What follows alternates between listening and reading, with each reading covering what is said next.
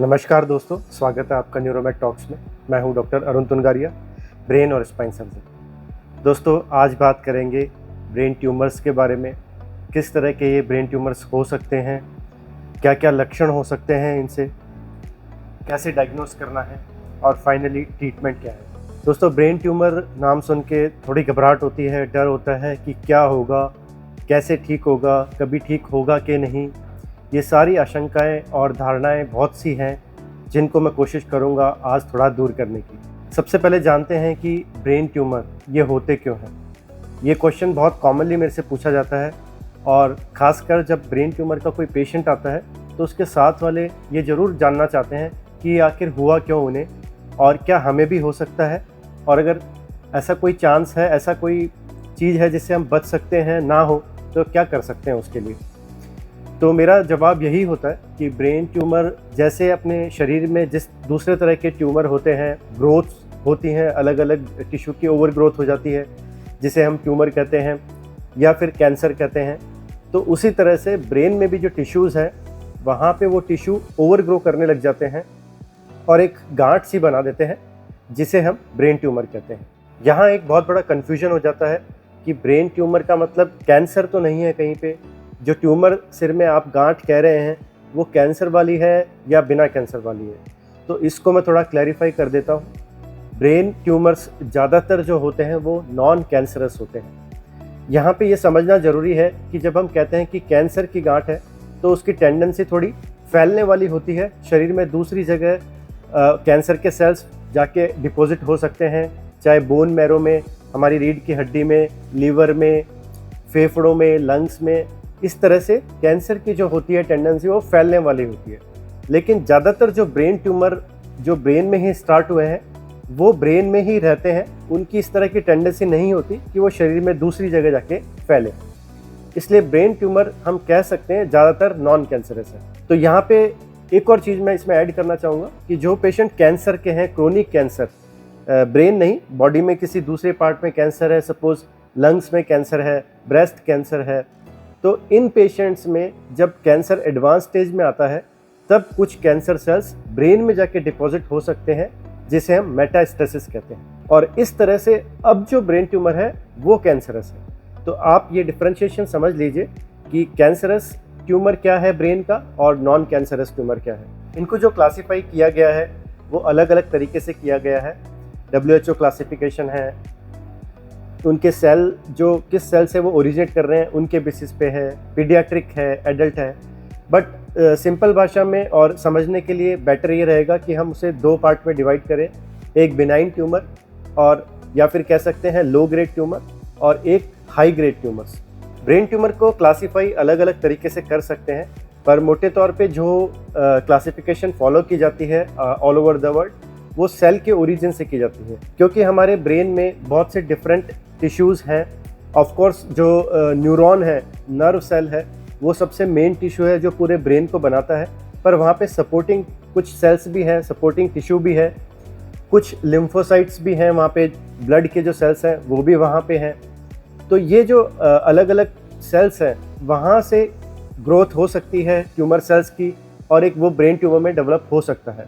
तो cell origin कहाँ से ओरिजिन हुआ है, बेसिक सेल स्ट्रक्चर क्या है उस ट्यूमर का, उसके बेसिस पे मोटे तौर पे क्लासिफिकेशन की जाती है। अब बात करते हैं स्पेसिफिक ट्यूमर्स की। तो सबसे कॉमन अगर कहें कि कोई ट्यूमर ब्रेन का है तो उसको नाम दिया गया है ग्लायोमा या फिर एस्ट्रोसाइटोमा। ये क्या होता है? ये ब्रेन में हमारा जो नर्व सेल का टिश्यू है, जो न्यूरॉन्स हैं, जो बेसिकली बेसिक स्ट्रक्चर है ब्रेन का, ब्रेन की फंक्शनिंग सारी न्यूरॉन्स की वजह से है। चाहे वो कोई भी कमांड देना हो बॉडी को, हमारी मेमोरी है, हमारी लैंग्वेज है, हमारी जो भी सारी स्किल्स हैं जो ब्रेन अपनी डेवलप करता है डेवलपमेंटल अपनी एज में, वो सारे न्यूरॉन्स टिश्यू होते हैं। लेकिन जो सबसे कॉमन हम ट्यूमर की बात कर रहे हैं ग्लायोमा, ये न्यूरॉन टिश्यू से ना निकलकर ये न्यूरॉन्स की सपोर्टिंग कुछ टिश्यूज़ होते हैं जिसे ग्लायल सेल्स कहते हैं। तो ग्लायल सेल्स से ये ओरिजिनेट होते हैं, इसीलिए इनका नाम ग्लायोमास है।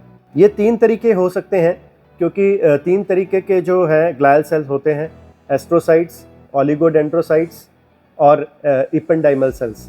तो एस्ट्रोसाइट से जो ट्यूमर निकलेगा उसको एस्ट्रोसाइटोमा नाम दिया गया है। ओलिगोडेंड्रोसाइट से जो ट्यूमर निकलेगा उसे ओलिगोडेंड्रोग्लायोमा कहते हैं, और इपेंडाइमल सेल से इपेंडाइमोमा निकलता है। इन तीनों में एस्ट्रोसाइटोमा सबसे कॉमन है, और ओवरऑल भी अगर ब्रेन ट्यूमर्स की बात करें तो सबसे कॉमन जो है वो एस्ट्रोसाइटोमा ही है। इसको हम कॉमनली ग्लायोमा ही कह देते हैं। तो ग्लायोमा का मतलब हुआ ब्रेन में जो ग्लायल सेल्स है वहाँ से टिश्यू से ओवरग्रोथ करने की वजह से जो ट्यूमर है उसे ग्लायोमा का नाम दिया गया। ग्लायोमा हमारे ब्रेन के जो मेन टिश्यू होता है वहाँ अंदर होता है, इसे इसीलिए इंट्रा एक्सियल कहते हैं। कुछ ट्यूमर्स होते हैं, आगे हम जानेंगे, वो एक्स्ट्रा एक्सियल होते हैं। एक्स्ट्रा एक्सियल का मतलब है हमारा ब्रेन का जो टिश्यू है उसके बाहर उसकी ओरिजिन हो रही है और फिर वो ब्रेन के टिश्यू को कंप्रेस कर रहे हैं। एक्स्ट्रा एक्सियल के बारे में आगे बात करेंगे, मेनली इसमें मेनिंजियोमा होता है। अभी हम बात करते हैं ग्लायोमा की, क्योंकि सबसे कॉमन ग्लायोमा है। ग्लायोमा जो है उसको ग्रेडिंग दी गई है, ग्रेड 1, ग्रेड 2, ग्रेड 3 और ग्रेड 4। ये ग्रेडिंग होती है पैथोलॉजिकल ग्रेडिंग। पैथोलॉजिकल का ग्रेडिंग का मतलब ये है कि जो हम ट्यूमर निकालते हैं उसके बाद माइक्रोस्कोप में उसकी हिस्टोपैथोलॉजी रिपोर्ट या बायोप्सी रिपोर्ट जिसे हम आम भाषा में कहते हैं, उस रिपोर्ट के बेसिस पे किस तरह से सेल डिवाइड कर रहे हैं, कितना एग्रेसिव ट्यूमर है, ये सारी चीज़ों को के बेसिस पे हम उसे लो ग्रेड या हाई ग्रेड में डिवाइड करते हैं। लो ग्रेड में ग्रेड 1 और 2 है, हाई ग्रेड में ग्रेड 3 और 4 है। तो जैसा कि हम ग्रेडिंग से समझ सकते हैं कि ग्रेड 1 जो है वो थोड़े से स्लो ग्रोइंग होते हैं, धीरे ग्रो करते हैं। ग्रेड 2 है वो थोड़ा सा और फास्ट ग्रो करते हैं। ग्रेड 3 एग्रेसिव होते हैं, जल्दी उनकी ग्रोथ होती है। और ग्रेड 4 जिसे ग्लायोब्लास्टोमा भी कहते हैं वो काफ़ी एग्रेसिव होते हैं। इनफैक्ट ग्लायोब्लास्टोमा या ग्रेड 4 जो ग्लायोमा है उसको तो नाम ही दिया गया है डेथ ऑन डायग्नोसिस। इसका मतलब है कि जैसे ही अपने को पता चला कि ग्रेड 4 ग्लायोब्लास्टोमा का ट्यूमर है तो डेथ जो है वो लगभग निश्चित है, अनफॉर्चुनेटली। ऐसा इसलिए क्योंकि ये बहुत एग्रेसिव ट्यूमर होता है। कितनी भी अच्छी सर्जरी उसकी हो जाए, कितना भी रेडिएशन जो किरणों से ट्रीटमेंट होता है कैंसर पेशेंट्स का वो भी इसमें दिया जाता है, वो कितना भी अच्छा कर लें, कीमोथेरेपी भी दे दें, लेकिन ग्रेड 4 के जो पेशेंट होते हैं वो अनफॉर्चुनेटली 8-9 महीने से ज़्यादा उनका सर्वाइवल नहीं रहता है। इसलिए ग्रेड 4 सबसे खतरनाक है। और जो जहाँ तक बात है ग्रेड 1-2 की, इनमें इतना खतरनाक जो है प्रोग्रेशन नहीं दिखता है ट्यूमर्स का।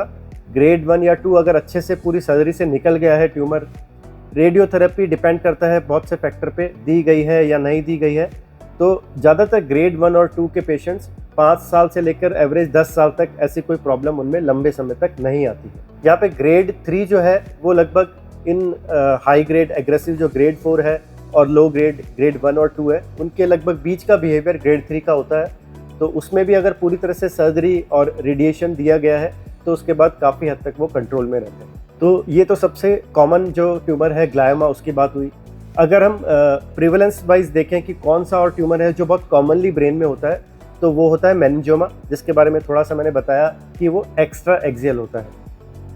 मेनिंजियोमा जो सेल है वो मेनिंजिस एक लेयर होती है ब्रेन के चारों तरफ, जो प्रोटेक्टिव लेयर होती है ब्रेन की, वो मेनिंजिस में से है मेनिंजियोमा सेल की ओवरग्रोथ से वो ट्यूमर निकलता है, इसीलिए इसका नाम मेनिंजियोमा है। और दूसरी बात, क्योंकि ये आउटर लेयर जो है ब्रेन की वहाँ से निकल रहे हैं तो ये एक्स्ट्रा एक्सियल कहलाते हैं। ये ब्रेन के पेरेन्काइम में अंदर नहीं जाते, बाहर से उनको कंप्रेस करते रहते हैं और ग्रो करते रहते हैं। मेनिंजियोमा भी कुछ ज़्यादातर लो ग्रेड होते हैं बट कई बार हाई ग्रेड भी हो सकते हैं, बट ओवरऑल मेनिंजियोमा थोड़े स्लो ग्रोइंग होते हैं as compare to glioma. Meningioma जो होते हैं वो ज़्यादातर सिर दर्द, सीजर्स, फिट्स आना, दौरे आना, इस तरह से प्रेजेंट करते हैं। मेनिंजियोमा जो ट्यूमर होते हैं ये इतने एग्रेसिव नहीं होते, और क्योंकि ये ब्रेन के टिश्यू के अंदर इतने ज़्यादा नहीं इन्फिल्ट्रेट करते जितना ग्लायोमा करते हैं, तो इनकी सर्जरी भी कंपैरेटिवली अच्छे से हो पाती है। पूरा ट्यूमर अच्छे से हम निकाल सकते हैं बिना नर्वस टिश्यू को नुकसान पहुँचाए। तो ये बहुत अच्छी बात होती है मेनिंजियोमा की कि एक बार जब पूरा निकल जाता है तो मोस्ट लाइकली उसके बाद दोबारा होने के चांस कम रहते हैं as compare to the most common tumour glioma. Glioma की प्रॉब्लम यह है क्योंकि ये ब्रेन के टिश्यू के अंदर तक फैला होता है कई बार, तो पूरी तरह से हम निकाल सकते हैं उसको ऑपरेशन से, लेकिन उसके बाद भी कुछ सेल्स हमेशा इस तरह के रहते हैं जो वापस से ग्रो करने की उनमें टेंडेंसी होती है। ये प्रॉब्लम ग्लायोमा के साथ बहुत आती है, बट मेनिंजियोमा के साथ में कम आती है comparatively as compare to glioma. दोस्तों, ये थे दो मोस्ट कॉमन ट्यूमर, ग्लायोमा और मेनिंजियोमा। इसके अलावा कुछ ट्यूमर्स ऐसे हैं जो न्यूरॉन्स जो सेल्स होते हैं या प्रिमिटिव न्यूरोएक्टोडर्मल ट्यूमर्स जिनको कहते हैं वो होते हैं, जैसे मेडुलोब्लास्टोमा। और न्यूरॉन सेल्स की बात करें तो न्यूरोसाइटोमा। ये जो ट्यूमर्स होते हैं ये थोड़े रेयर होते हैं। मेडुलोब्लास्टोमा जो होता है वो बच्चों में ज़्यादा होता है, पीडियाट्रिक जो एज ग्रुप है उनमें ज़्यादा होता है। मेडुलोब्लास्टोमा भी थोड़ा एग्रेसिव ट्यूमर है, कह सकते हैं ग्रेड 4 ग्लायोमा की तरह लगभग बिहेव करता है, लेकिन उससे थोड़ा फेवरेबल होता है। उनको रेडिएशन से, कीमोथेरेपी से हम काफ़ी हद तक मेडुलोब्लास्टोमा पे भी कंट्रोल कर सकते हैं। दोस्तों, ये थे कुछ कॉमन ट्यूमर्स। इसके अलावा बहुत से ट्यूमर्स अलग अलग पैथोलॉजी के होते हैं, वो इतने कॉमन नहीं होते, उनको हम कह सकते हैं रेयर ब्रेन ट्यूमर्स होते हैं। जैसा मैंने शुरू में बताया, ज़्यादातर जो ये ट्यूमर्स होते हैं नॉन कैंसरस होते हैं, बट अगर शरीर में कहीं दूसरी जगह कैंसर है तो वो फैल के अपना ब्रेन में जा सकता है और वहाँ पे जो ट्यूमर वो बनाएगा उसे मेटास्टैटिक ट्यूमर कहते हैं।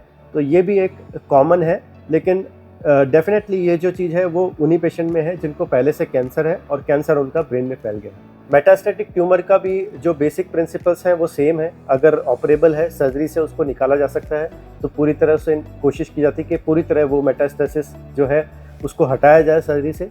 और उसके बाद डिपेंडिंग ऑन कि वो प्राइमरी उसकी कहाँ से ओरिजिन हुआ है, प्राइमरी कैंसर कौन सा है, वो कौन सी कीमोथेरेपी या रेडियोथेरेपी को सेंसिटिव है, कितना है, उसके बेसिस पे आगे का ट्रीटमेंट उसका किया जाता है। तो दोस्तों, मोटे तौर पे आज हमने जाना कि जो कॉमन ब्रेन ट्यूमर्स है वो किस तरह के होते हैं और कैसे उनका ट्रीटमेंट करता है। यहाँ पे ये बात जानना ज़रूरी है कि बहुत से पेशेंट्स के साथ वाले ये पूछते हैं कि क्या हमारे को कैसे पता चलेगा कि ब्रेन ट्यूमर होगा कि नहीं होगा, हमारे घर में किसी को था तो अब क्या हमें चांसेस हो गए हैं। तो इसका आंसर है कि जैसे ब्रेन ट्यूमर्स उसी तरह से उनका बिहेवियर होता है जिस तरह से शरीर में कोई और ट्यूमर या कैंसर हो। मतलब कि जेनेटिक फैक्टर्स भी कुछ होते हैं डेफिनेटली। अगर हिस्ट्री है फैमिली में तो हो सकता है चांसेस थोड़े से बढ़ जाते हैं, लेकिन इसका मतलब ये नहीं है कि अगर फैमिली में किसी को है तो मुझे होगा ही होगा, ऐसा दिमाग से ना निकाल लीजिए। जो पेशेंट बिल्कुल हेल्दी है, जिनकी फैमिली में कोई हिस्ट्री नहीं है कि किसी को ट्यूमर हुआ था, उनको भी ट्यूमर हो सकता है। एनवायरमेंटल फैक्टर्स में बात करें तो मेनली जो आयोनाइजिंग रेडिएशन है, रेडिएशन एक्सपोजर जिनका ज़्यादा है, डेफिनेटली उनके चांस थोड़े बढ़ जाते हैं। तो ये जो सवाल है कि मुझे होगा कि नहीं होगा, क्यों हो जाता है, तो कोई भी इस डेफिनेटली अभी तक इस तरह की कोई इन्वेस्टिगेशन नहीं है जिससे पहले से पता किया जा सके कि इसको ट्यूमर होगा ब्रेन का, इसको नहीं होगा। ये बहुत मुश्किल है। इसलिए आप सबसे ज़रूरी ये है कि कुछ भी सिग्निफिकेंट ऐसा सिम्टम आ जाता है, जैसे कि सिर दर्द होना, आँखों के ऊपर जो आँखों की रोशनी है उस पर असर पड़ना, धुंधला दिखाई देना या दिखाई देने में जो दिक्कत आती है जिसे विजुअल फील्ड इफेक्ट कहते हैं वो होना, या फिर सीजर्स आना, या किसी भी चेहरे के या बॉडी के पार्ट का लकवा पड़ना, कमजोरी आना। ये सारे जो सिम्टम हैं, अगर इनिशियल स्टेज पे ही शुरू में ही हमें इग्नोर ना करते हुए इसका इन्वेस्टिगेशन किया जाए सीटी स्कैन, एमआरआई, तो डेफिनेटली अर्ली डायग्नोसिस हो सकता है। अर्ली डायग्नोसिस का बहुत बड़ा फ़ायदा होता है, क्योंकि ट्यूमर जब साइज़ में छोटा होता है तो उसकी सर्जरी भी ईजी होती है और सर्जरी के रिज़ल्ट भी बहुत बेहतर आते हैं एज़ कम्पेयर्ड कि आप उसे इग्नोर करें और वो साइज़ बड़ी हो जाए। तो ये ध्यान रखें कि सबसे जो अलार्मिंग सिम्टम है सिर दर्द, इसको इग्नोर ना करें। खासकर जो सिर दर्द लंबे समय से हो रहा है, सुबह उठने के बाद जो सिर दर्द ज़्यादा हो रहा है और सिर दर्द के साथ वॉमिटिंग होना, इस तरह के सिम्टम जो है, सिर दर्द के साथ में आँखों पे असर आना, इस तरह के जो सिम्टम है इन्हें इग्नोर बिल्कुल नहीं करना चाहिए। तो दोस्तों, आज का ये टॉपिक था ब्रेन ट्यूमर्स के बारे में। इसी तरह के न्यूरो, स्पाइन और हेल्थ रिलेटेड टॉपिक्स के लिए बने रहिए इस चैनल।